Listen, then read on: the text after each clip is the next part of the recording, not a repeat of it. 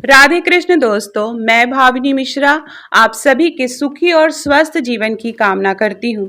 कार्तिक का महीना चल रहा है और कार्तिक का महीना बहुत ही शुभ महीना माना गया है। हम सुन रहे हैं इस चैनल पर कार्तिक महात्म्य के अध्याय। आज हम सुनेंगे कार्तिक मास कथा का अध्याय 7। उससे पहले मैं आपको सुनाऊंगी कार्तिक मास में सुने जाने वाली बहुत ही प्रचलित कथा। छोटी सी कथा है, उसके बाद हम अध्याय 7 शुरू करेंगे। हिंदू धर्म में कथाओं का काफी महत्व है। अलग अलग धार्मिक अवसर पर अलग अलग कथाएं कही जाती हैं, जिसमें पर्व के कारणों से लेकर उसके महत्व और उसमें छिपे संदेशों के बारे में बताया जाता है। ऐसी ही एक लोक कथा है लपसी और तपसी की कथा, जिसे खास तौर पर कार्तिक महीने में पढ़ने, कहने और सुनने का विधान है। कार्तिक स्नान के समय यह कथा जो लोग सुनते हैं उन्हें मोक्ष की प्राप्ति होती है। आइए सुनते हैं लपसी तपसी की कथा। लपसी व तपसी दो भाई थे। इनमें लपसी सवा सेर लापसी बनाकर भगवान को भोग लगाकर खुद खा लेता था, जबकि तपसी भगवान की तपस्या में ही लगा रहता था। एक दिन दोनों में इस बात को लेकर विवाद हो गया कि दोनों में भगवान का बड़ा भक्त कौन है। लपसी ने कहा कि सवा सेर लापसी का भोग लगाने पर वह बड़ा भक्त है और तपसी तपस्या करने की वजह से खुद को भगवान का बड़ा सेवक कहता था। तभी वहां से गुजर रहे नारद मुनि ने उन्हें देख लिया। पूछने पर उन्होंने अपने विवाद का कारण उन्हें बता दिया। तब नारद जी ने कहा कि वो फैसला कर देंगे। अगले दिन जब लपसी और तपसी अपनी अपनी भक्ति में लग गए तो नारद जी ने चुपके से सोने की दो भरी अंगूठी दोनों के आगे रख दी। जब लपसी की नजर उस पर पड़ी तो उसने अंगूठी पर कोई ध्यान नहीं दिया, लेकिन तपसी ने तपस्या करते हुए चुपचाप उसे घुटनों के नीचे दबा लिया। इसके बाद जब नारद मुनि फिर वहां आए तो दोनों फिर कौन बड़े का सवाल दोहरा दिया, जिसे सुनकर नारद जी ने तपसी को खड़ा होने के लिए कहा। खड़े होते ही तपसी के नीचे दबी अंगूठी नीचे गिर गई, जिसके बाद नारद जी ने तपसी से कहा कि तपस्या करने पर भी तुम्हारे मन में चोरी का भाव है, जबकि भगवान को भोग लगाकर खुद ही जीवने वाले लपसी में ये भावना नहीं है, इसलिए दोनों में से लपसी बड़ा है। ये सुन तपसी शर्मिंदा होकर नारद जी के चरणों पर गिर पड़ा और अपनी तपस्या का फल मिलने का उपाय पूछा। तब नारद जी ने कहा कि यदि कोई गाय और कुत्ते और अन्य बेबस जानवरों को रोटी नहीं बनाएगा, गरीबों को भोजन कर दक्षिणा नहीं देगा और दिए से दिया नहीं जलाएगा, तो उसका पुण्य फल तुझे मिलेगा। इसी तरह यदि कोई सारी कहानी सुनकर तुम्हारी कथा नहीं सुनेगा तो उसका पुण्य फल भी तुझे ही मिलेगा। तो ये थी लपसी तपसी की कार्तिक मास में सुने जाने वाली कथा। आइए सुनते हैं कार्तिक मास का अध्याय 7। प्रेम से बोलिए ओम नमो भगवते वासुदेवाय। नारद जी कहते हैं, हे राजन, कार्तिक मास में व्रत करने वालों के नियमों को मैं संक्षेप में बतलाता हूँ, उसे आप सुनिए। व्रती को सब प्रकार के अमिष, मांस, उड़द, राई, खटाई तथा नशीली वस्तुओं का त्याग कर देना चाहिए। व्रती को दूसरे का अन्न ग्रहण नहीं करना चाहिए, किसी से द्वेष नहीं करना चाहिए और तीर्थ के अतिरिक्त अन्य कोई यात्रा नहीं करनी चाहिए। देवता, वेद, ब्राह्मण, गाय, व्रती, नारी, राजा तथा गुरुजनों की निंदा भी नहीं करनी चाहिए। व्रती को दाल, तिल, पकवान व दान किया हुआ भोजन ग्रहण नहीं करना चाहिए। किसी की चुगली व निंदा नहीं करनी चाहिए। किसी भी जीव का मांस नहीं छूना चाहिए। पान, कत्था, चूना, नींबू, मसूर, बासी तथा जूठे अन्न का प्रयोग नहीं करना चाहिए। गाय, बकरी तथा भैंस के अतिरिक्त किसी पशु का दूध नहीं पीना चाहिए। कांस्य के पात्र में रखा हुआ पंचगव्य, बहुत छोटे घड़े का पानी तथा केवल अपने लिए ही पका हुआ अन्न प्रयोग करना चाहिए। कार्तिक मास का व्रत करने वाले मनुष्य को सदैव ब्रह्मचर्य के नियम का पालन करना चाहिए। उसे धरती पर सोना चाहिए और दिन में चौथे पहर में केवल एक बार पत्तल में भोजन करना चाहिए। व्रती कार्तिक मास में केवल नरक चतुर्दशी, जिसे छोटी दिवाली भी कहा जाता है, के दिन ही शरीर में तेल लगा सकता है। कार्तिक मास में व्रत करने वाले मनुष्य को सिंघाड़ा, प्याज, मट्ठा, गाजर, मूली, काशीफल, लौकी, तरबूज इन वस्तुओं का प्रयोग बिल्कुल नहीं करना चाहिए। रजस्वला, चंडाल, पापी, म्लेच्छ, पतित, व्रतहीन, ब्राह्मण द्रोही और नास्तिकों से बातचीत नहीं करनी चाहिए। भगवान विष्णु को प्रसन्न करने के लिए अपनी शक्ति के अनुसार चंद्रायण आदि का व्रत करना चाहिए और उपयुक्त नियमों का जो मैंने बताया है अभी तक का पालन करना चाहिए। व्रती को प्रतिपदा में कुम्हाड़ा, द्वितीया को कटहल, तृतीया को तारुणी स्त्री, चतुर्थी को मूली, पंचमी को बेल, षष्ठी को तरबूज, सप्तमी को आंवला, अष्टमी को नारियल, नौमी को मूली, दसवीं को लौकी, एकादशी को परवल, द्वादशी को बेर, त्रयोदशी को मट्ठा, चतुर्दशी को गाजर और पूर्णिमा को साग का प्रयोग नहीं करना चाहिए। रविवार को आंवला का प्रयोग नहीं करना चाहिए। कार्तिक मास में व्रत करने वाला मनुष्य यदि इन शाकों में से किसी शाक का सेवन करना चाहे तो पहले ब्राह्मण को देकर ही ग्रहण करे। यही विधान माघ माह के व्रत में भी है। देवोत्थानी एकादशी से पहले कही गई विधि के अनुसार नित्य जागरण, गायन, वादन आदि करना चाहिए। इसको विधि पूर्वक करने वाले मनुष्य को देखकर यमदूत ऐसे भाग जाते हैं जैसे सिंह की गर्जना से हाथी भाग जाते हैं।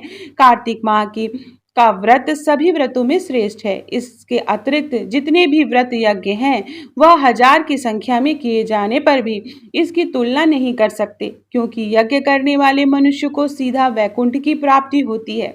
जिस प्रकार राजा की रक्षा उनके अंगरक्षक करते हैं, उसी प्रकार कार्तिक मास का व्रत करने वालों की रक्षा भगवान विष्णु की आज्ञा से इंद्रादि देवता करते हैं।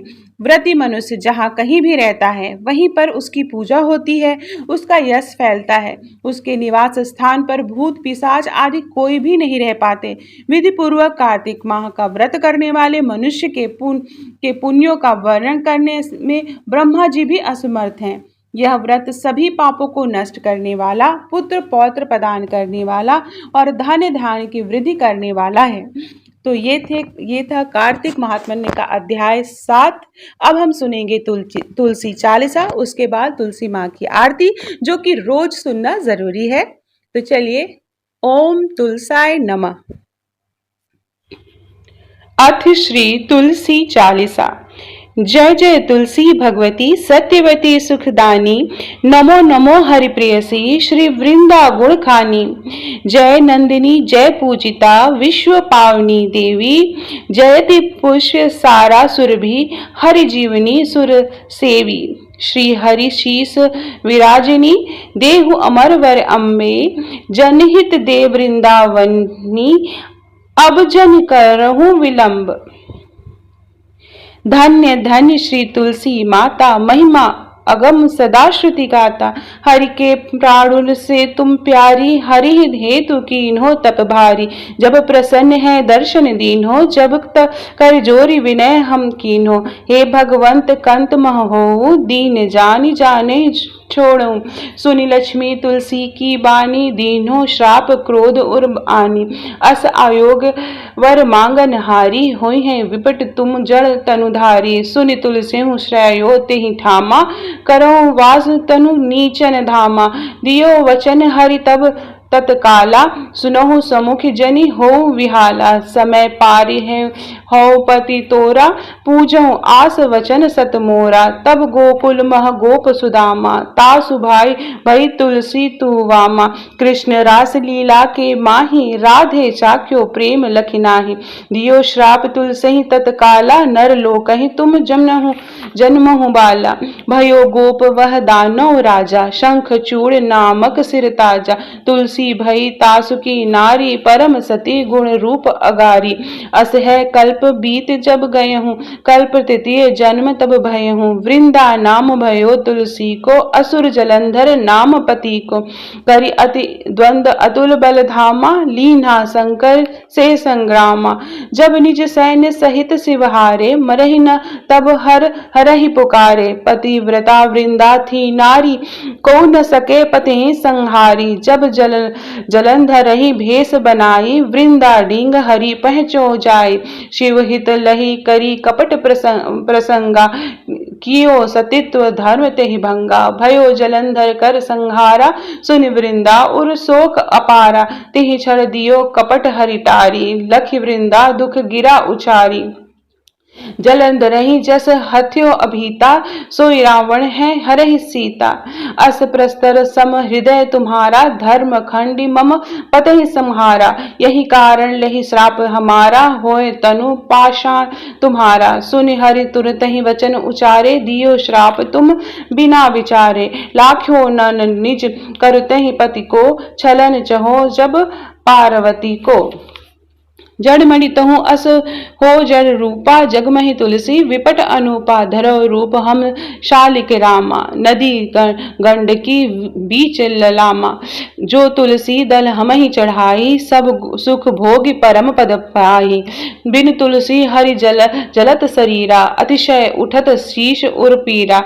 जो तुलसी दल हरि शिर धारत, सो सहस्त्र घट अमृत डारत। तुलसी हरि मन राजनी हारी, रोग दोष दुख भंजनिहारी। प्रेम सहित हरि भजन निरंतर, तुलसी राधा में नहीं अंतर। व्यंजन हो 56 प्रकारा, बिन तुलसी दल हरै न प्यारा।